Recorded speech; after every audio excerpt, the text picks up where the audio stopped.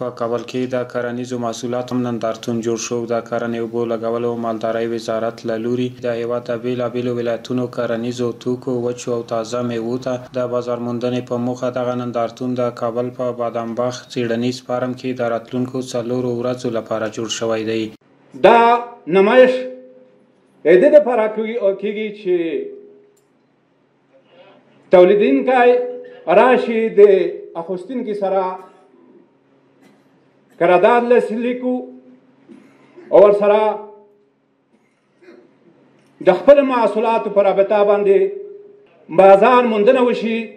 وزارت صنعت و تجارت و وزارت محترم زراعت ارتباط بسیار نزدیکی کاری داشته و با هم لازم و ملزوم می باشند که با حمایت‌های همیشگی یکدیگر می توانند در رشد صادرات، ایجاد اشتغال، افزایش عواید ملی و در کل اقتصاد کشور مؤثر و کارا باشد. منابع اقتصادی که در بخش زراعت هستند، زراعت و مالداری هست، به حرکت آمد.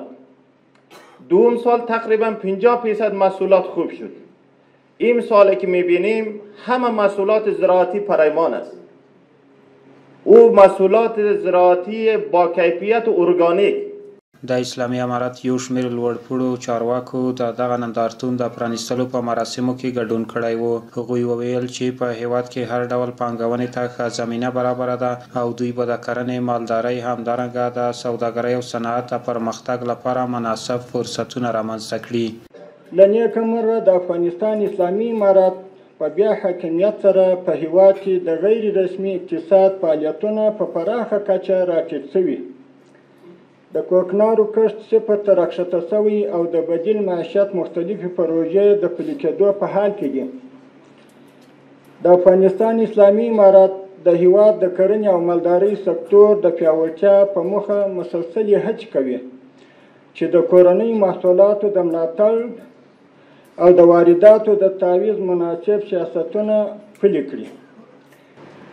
اسلامي امارت ټولو پانګوالو او سوداګرو ته بلنه ورکړې ده چې د افغانستان په مختلفو سکتورونو کې پانګونه د مختلفو سکتورونو کې د پانګونې لپاره زمینه برابره ده. باید له دې فرصتونو څخه استفاده وشي. د افغانستان د کرنې او مالدارۍ سکتور د پانګونې ښه ظرفیتونه لري.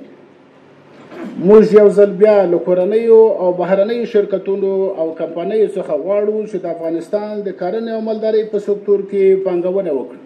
په هېواد کې د لویو بنسټیزو پروژو د پلي کېدو سره په هره برخه کې اقتصادي پرمختګونه رامنځته شوي او د افغانۍ ارزښت ورسره لوړ شوی دی. د سوداګرۍ د خونې مسؤلینو له سوداګرو او هټیوالو وغوښتل چې د مصرفي توکو بیې دې هم راټیټې کړي. بل مې د دغه ټلیفون څخه په ټولو تجارانو باندې ژر دی چې ډالر په بېسارې توګه ارزانه شوی دی، په خپلو نرخو کې تغییر راولي.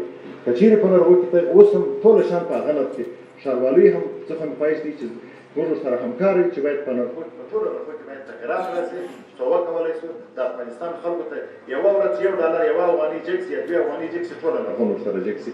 ولې تقریبا د 1 میاشتې راڅخه دې خوا چې نرخونه راکښته شوي دي، ارزو مې دغه ده چې په دې کې ټوله کوشش سره وکړي او ټوله خصوصي او ټوله دوکانداران او د فروشان ټوله په دې کې باید پوره همکاري وکړي.